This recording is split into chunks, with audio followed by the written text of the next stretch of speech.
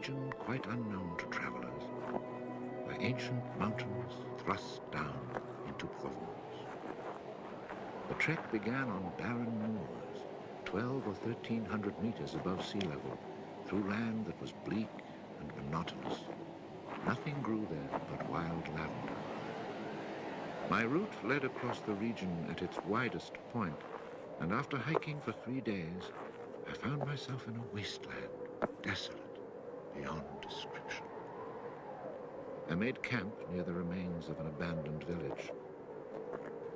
The day before, my water supply had run out and I had to find some. The cluster of houses, although they were in ruins, reminding me of an old wasp's nest, made me think that once there must have been a fountain, or perhaps a well.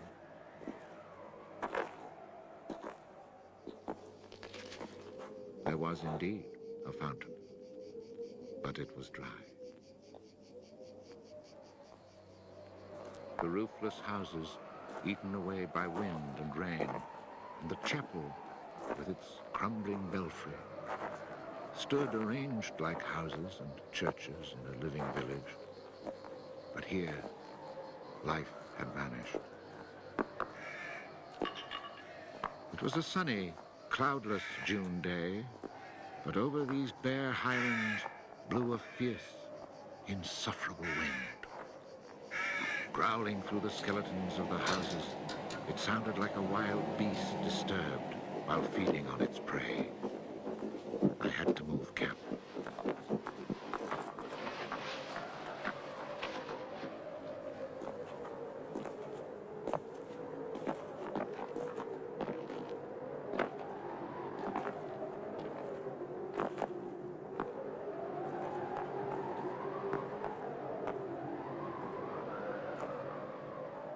After 5 hours of walking, I still had found no water, and I could see nothing that gave me hope of finding any.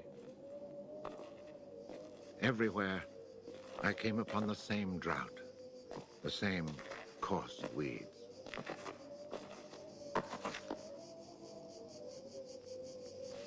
In the distance, something caught my eye. A thin, dark shape that I took for a tree stump. But just in case, I walked towards it.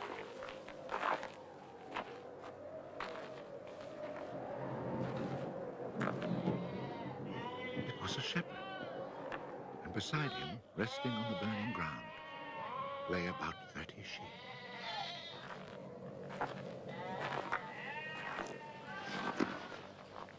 He let me drink from his gourd, and presently, he led me to his sheepfold in a hollow in the plain.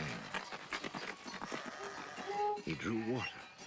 Excellent water it was, too, from a very deep, natural well over which he had rigged a simple windlass.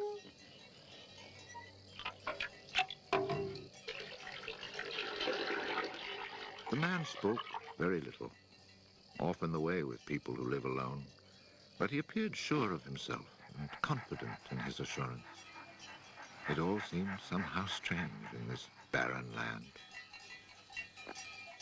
He lived not in a hut, but in a real house, a stone house, whose walls clearly showed how his own labor had repaired the ruin it had once been. Its roof was solid and strong, and the wind on its tiles sounded like the sea upon the seashore. Inside, it was neat and tidy, dishes washed, floor swept, shotgun oiled. His soup simmered over the fire. And I noticed that he was freshly shaved, that all his buttons were firmly sewed on, and that his clothes were darned with that meticulous care which makes the mend invisible. He shared his soup with me.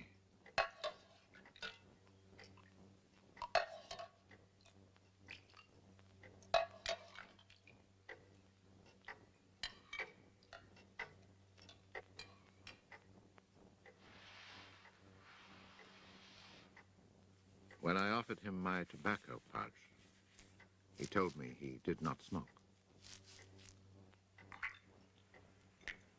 dog, silent like his master, was friendly without fawning.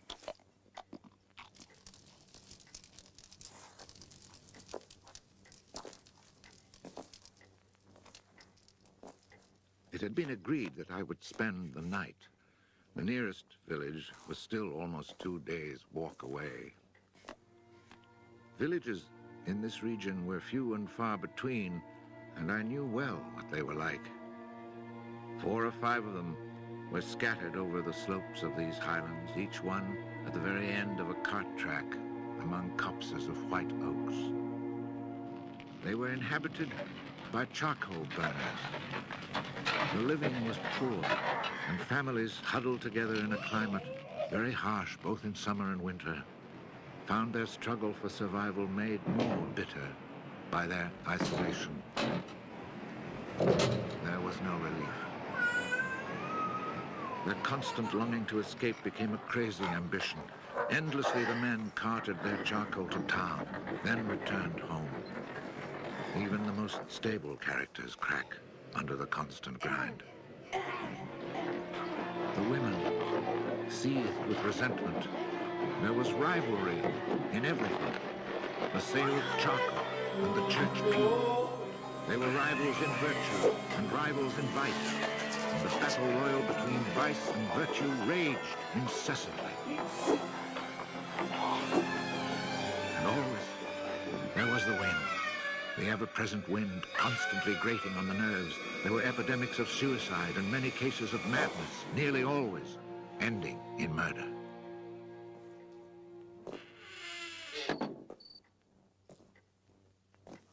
The shepherd, who did not smoke, went to fetch a little sack, and onto the table he emptied a pile of acorns. He began to examine them very carefully, one by one, separating the good from the bad. I sat, smoking my pipe. I offered to help, but he told me it was his work, and indeed, seeing how very carefully he carried out his task, I did not insist. That was the only time we spoke. When he had set aside enough acorns, he divided them into piles of 10. As he did this, he discarded the smaller ones, or those that were cracked, for now he was examining them very, very closely. When finally there lay before him 100 perfect acorns, he stopped, and we went to our beds. Being with this man brought a great sense of peace. The following morning, I asked him if I might stay on and rest for the day. He found that quite natural, or to be more precise, he gave me the impression that nothing could upset him. The day of rest was not absolutely necessary, but I was intrigued, and I wanted to learn more about him. He let his sheep out of the pen and led them to their grazing. Before he went, he took the little bag of carefully chosen acorns and put them into a pail of water to soak. I noticed that for a walking staff, he carried an iron rod as thick as my thumb and about as high as my shoulder.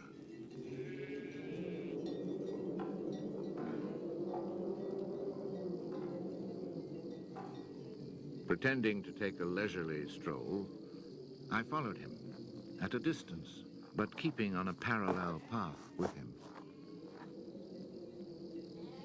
The pasture for his sheep was down in a dell. Leaving his dog in charge of the little flock, he began to climb towards me where I was standing. I feared he was coming to reproach me. Not at all. It happened to be on his way, and he invited me to go with him if I had nothing better to do. He was going a little farther on, to the top of the hill.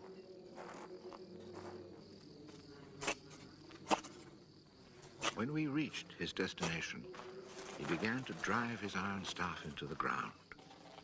He made a hole, dropped in an acorn, and filled in the hole.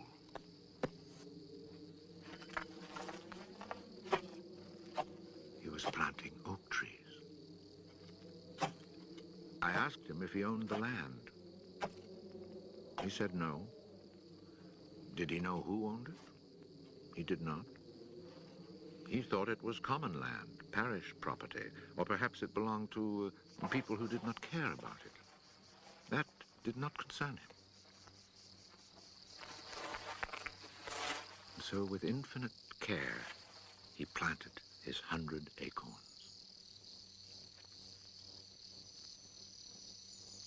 After the midday meal, he began to sort out more of his acorns. I suppose I must have been quite insistent with my questions, because he answered me. For 3 years, he had been planting trees in that desolate country. He had planted 100,000. Of the 100,000, 20,000 had come up. Of these, he still expected to lose half, either to rodents or to any of the unpredictable things which only Providence can account for. That left 10,000 oaks to grow on this tract of land where before there was nothing. It was then that I wondered about the man's age. He was clearly more than 50. 55, he told me. His name was Elzéar Bouffier. He had owned a farm down in the lowlands. It had been his life. He had lost his only son, and then his wife, and had withdrawn into this solitude where he was content to live quietly with his lambs and his dog. It was his opinion that the land was dying for lack of trees. He added that having nothing very important to do himself, he had resolved to remedy this state of affairs. I was young and only thought of the future as it affected me and my search for happiness. So I told him that in 30 years, those 10,000 oaks would be magnificent. He answered quite simply that if God granted him life, in 30 years he would have planted so many more that these 10,000 would be like a drop of water in the sea. Already he was studying the growth of beech trees and had a nursery full of seedlings grown from beech nuts. They are quite beautiful. He was also thinking of birches for the dales, where he told me there was moisture just below the surface of the soil. The next day, we parted.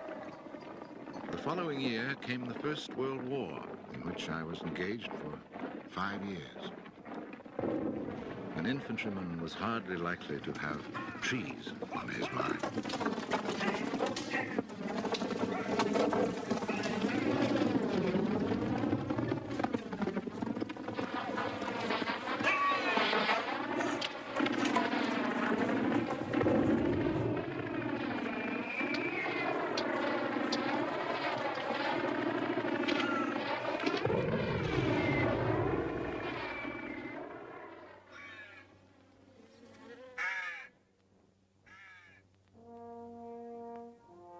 After demobilization, I found myself the possessor of a small gratuity and a great desire to breathe pure air. This was my only thought when I set off once more on the road to the barren land. The country had not changed. However, in the distance, beyond the deserted village, I noticed a sort of grayish mist that lay on the hilltops like a carpet. The shepherd who planted trees had been in my mind since the day before.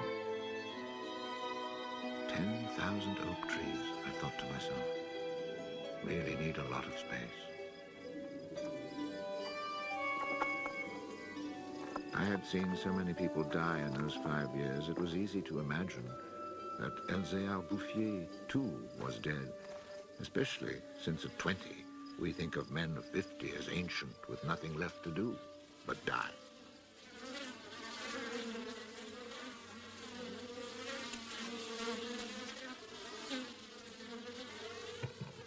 He was not dead. He had changed his occupation. He had only 4 sheep left, but now He had over 100 hives of bees. He had given up sheep because they threatened his young trees. The war had not disturbed him, and he had calmly continued his planting. The oaks of 1910 were now 10 years old and taller than either of us. It was such an impressive sight, I was struck dumb. And as he never said a word, we spent the whole day in silence, walking through his forest. It was in 3 sections and measured 11 kilometers long and 3 kilometers at its widest. When I reminded myself that all this was the work of the hand and soul of one man with no mechanical help, it seemed to me that men could be as effective as God in tasks other than destruction. He had followed his dream, and beech trees as high as my shoulder, stretching as far as the eye could see, were witness to it. The oaks were strong and past being at the mercy of rodents. As for Providence, she would have needed a cyclone to destroy this creation of man.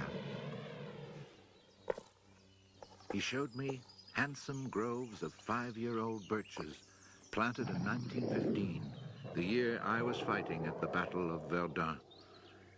He had set them out in all the hollows where he guessed, and rightly, there was moisture near the surface. They were like young children, tender yet firm and confident. And creation, it seemed, had just followed in a natural sequence. He hadn't worried about it. Resolutely, he had gone about his simple task.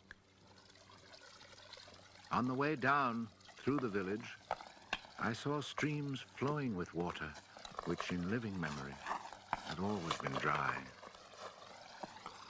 This was truly the most impressive effect of creation's natural cycle that I'd ever seen.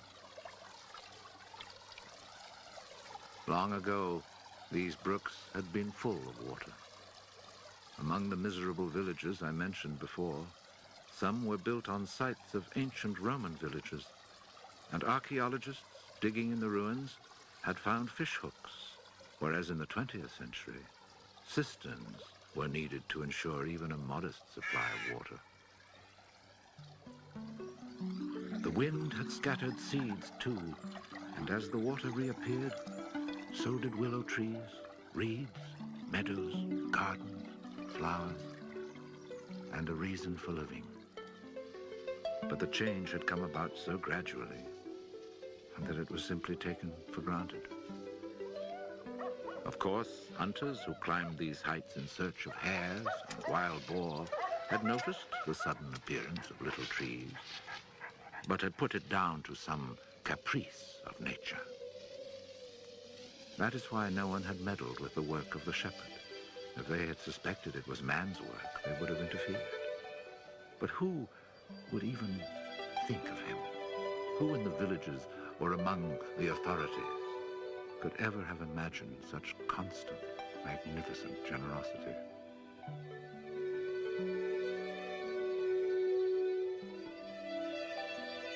Each year from 1920 on, I paid a visit to Elzéar Bouffier.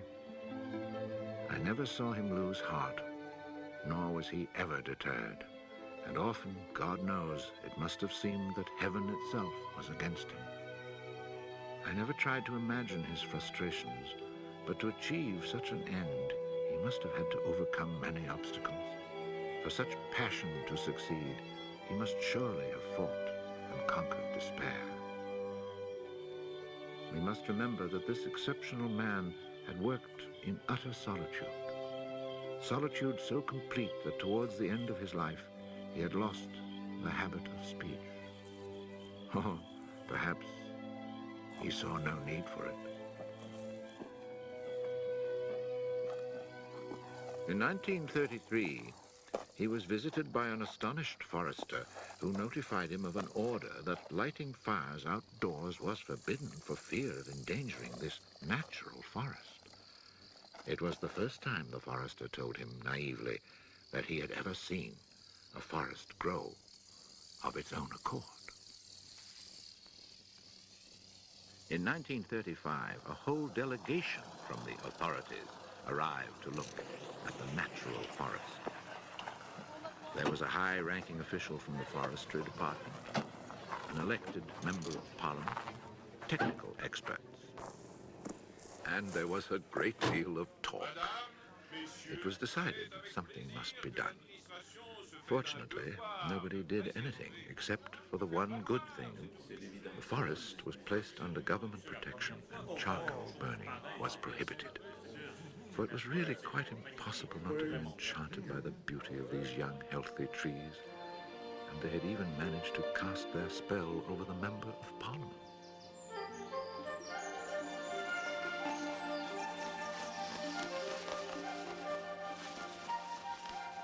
One of the senior foresters in the delegation was a friend of mine, and I explained the mystery to him.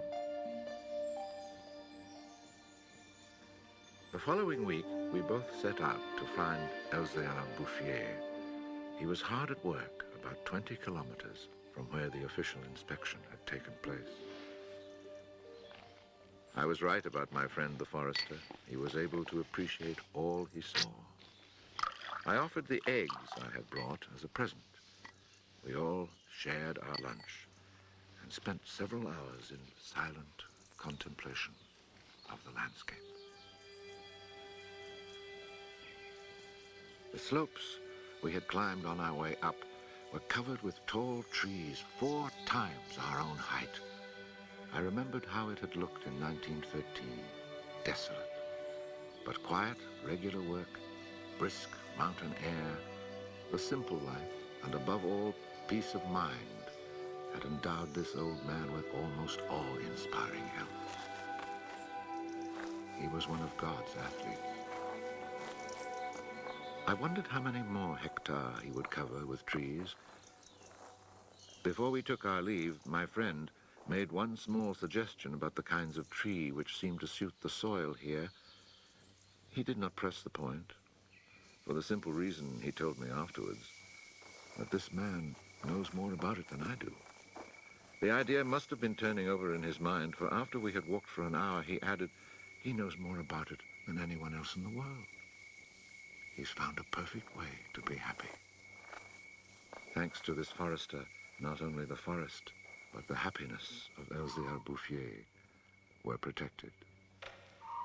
The only serious danger to his work occurred during the Second World War. Cars being powered by wood-burning generators. There was never enough wood. So cutting was begun among the oaks of 1910, but they were so far from transportation routes that the whole enterprise proved financially unsound. It was abandoned.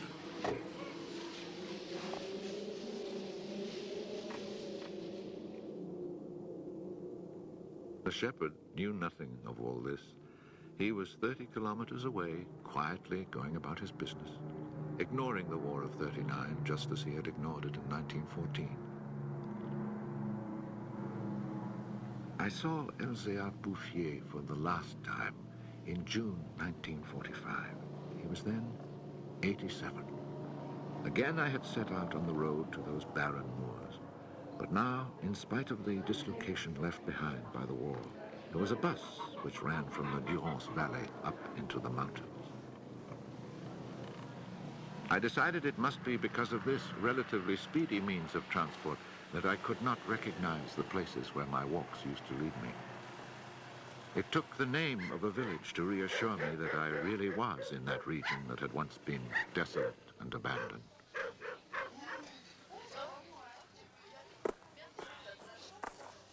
The bus dropped me at Vergon. In 1913, this hamlet of no more than a dozen houses had 3 inhabitants, wild creatures who hated each other, who set snares to make a living. They were people without hope. Now everything was different, even the air itself. Instead of the harsh, dry winds of the past, there was a gentle breeze, full of fragrance. From the mountain tops came a sound like rushing water. It was the wind rustling through the forest. And then, even more astonishing, I heard another sound of water. I saw that they had built a fountain that was splashing merrily. And beside it, what I found most touching, someone had planted a linden tree, the perfect symbol of rebirth.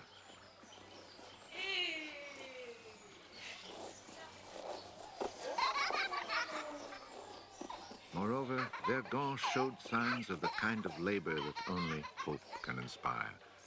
So hope had been restored, ruins had been cleared, and crumbling walls torn down. The new houses, freshly rough-cast, stood in kitchen gardens where flowers and vegetables grew in orderly confusion. Roses and cabbages, snapdragons and leeks, celery and anemones. It had become a place where one would want to live.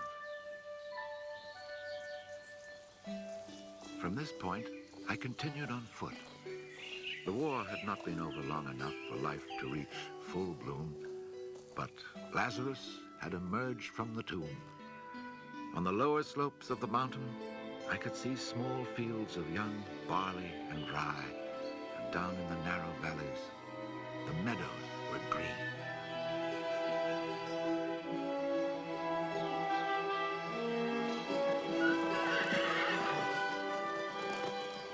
It has taken only 8 years since then for the whole countryside to glow with health and prosperity. Where I had seen ruins in 1913, there now stand clean, freshly plastered farmhouses, evidence of happy, comfortable lives. Dry springs fed by snows and rains, now conserved by the forest, have begun to flow again. In the maple groves, each farm has its fountain brimming over onto carpets of fresh mint. Bit by bit, the villages have been rebuilt. People have come to settle from down in the plains where land is expensive. They have brought youth, life, and the spirit of adventure. On the roads, one meets people glowing with health, and boys and girls laughing as they enjoy their rustic pleasure.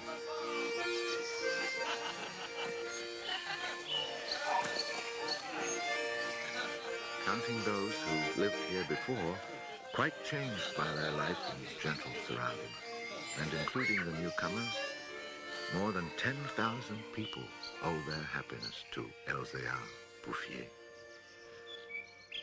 When I think that one man, one body, and one spirit was enough to turn a desert into the land of Canaan, I find after all that a man's destiny can be truly wonderful.